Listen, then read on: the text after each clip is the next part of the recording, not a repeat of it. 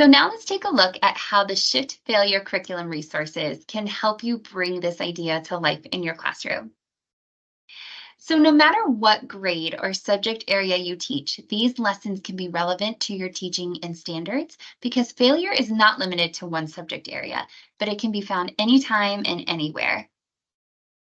To get to these resources, you're going to want to start on our Education Plus platform, which is simply educationplus.org, as you see at the bottom of your screen. From the homepage of Education Plus, if you hover your cursor over initiatives at the top right-hand side, a drop-down menu will appear, and then you'll want to click on Shift Failure. Once you click on Shift Failure, you'll be directed to the Shift Failure site where all of the resources live.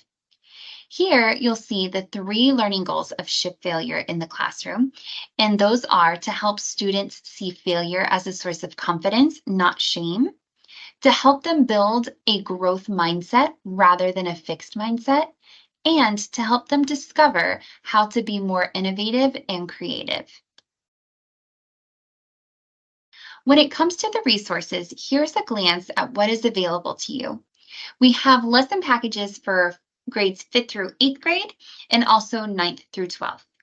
If you teach the younger grades, you can definitely adapt parts of the resources and absolutely the concept of failing forward in a way that's developmentally appropriate for your students.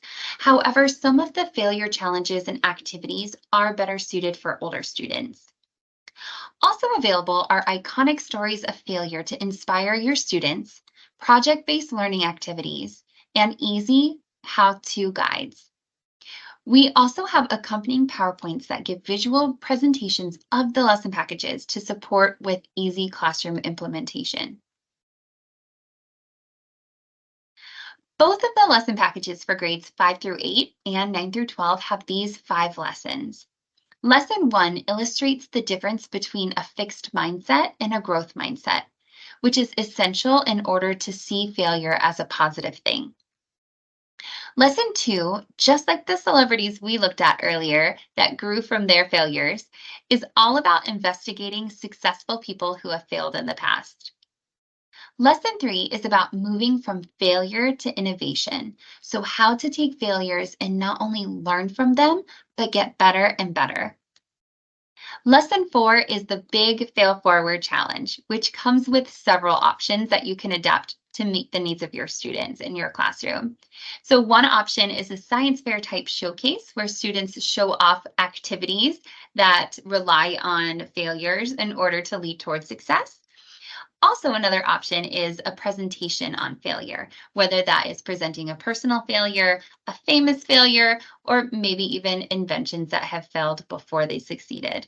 And finally, lesson 5 is the power of reflection, where students are given the time and space to reflect together and independently on their failing forward experience. Here's just an example from each of the lesson packages to show the differences between the two.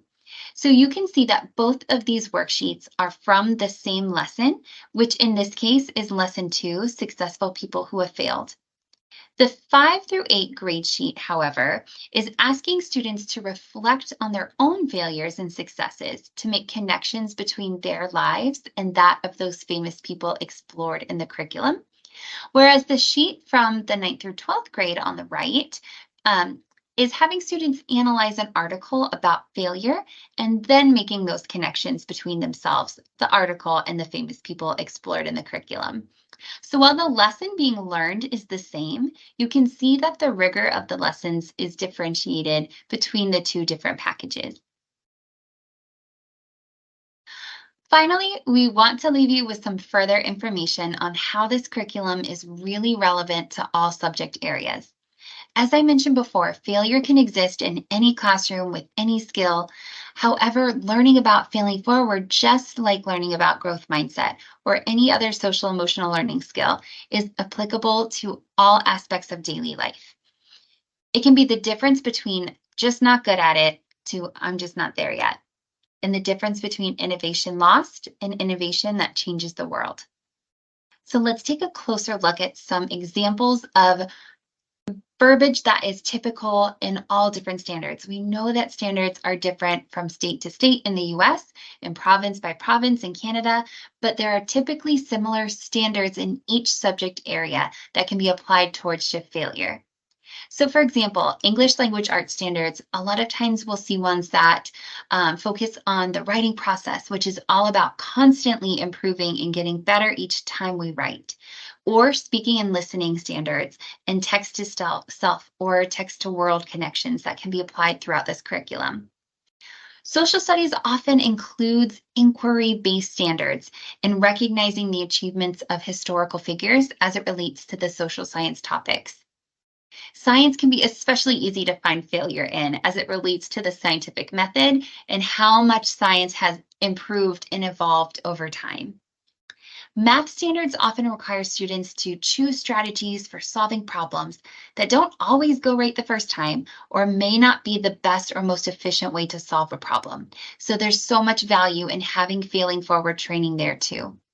And we could go on and find further standards and reach out into the arts, athletics, and every other topic out there because they all involve failure and the need for students to have the skills and knowledge necessary to embrace and push through failure towards success.